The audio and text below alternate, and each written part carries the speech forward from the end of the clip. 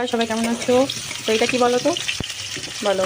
এটা কিন্তু আলু না, বুঝতে পারছো? আলু মানে একটা আলু গাঁটি কচুর তরকারি থেকে ভালো খাও। তো এটা নিরামিষভাবে গাঁটি কচুর তরকারি রান্না হবে।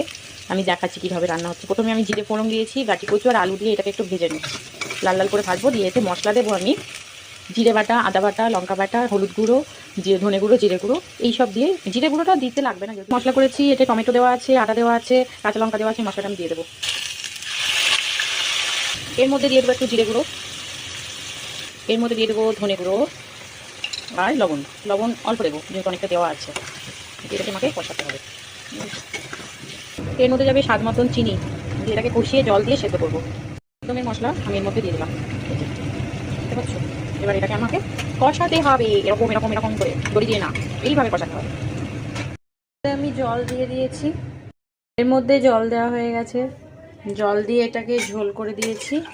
এটা ফুটবে, ফুটে তো যদি ভিডিওটা ভালো লাগে, এই যে গাঁটি কচু রান্না হচ্ছে, তো প্লিজ এই দিদিভাইয়ের পাশে থেকো, দেখে যেও, পারলে একটু কমেন্ট করে যেও। অতি সাধারণ রান্না, তাও চেষ্টা করি সাধারণ রান্নাটাকে আপনাদের কাছে তুলে ধরতে।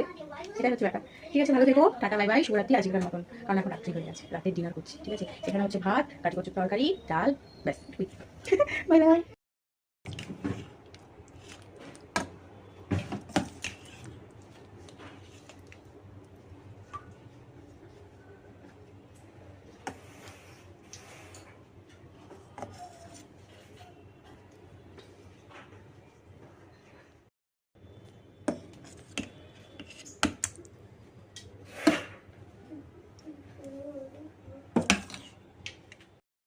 সকাল বন্ধুরা, এই যে তৈরি হয়ে গেছে কাঁচা আলুর তরকারি। এটা আরেকটু সেদ্ধ হবে, তারপরে একটু আলুগুলো গলিয়ে দেব, তাহলেই হয়ে যাবে।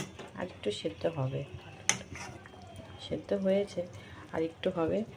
তো আজকে টিফিনে কাঁচা আলুর তরকারি আর রুটি। গাঁটি কচুর তরকারি রান্না করছি, তো অবশ্যই ভিডিওটা শেয়ার করবো, অবশ্যই দেখতে থাকবে সবাই। দেখবে তো, কথা দাও।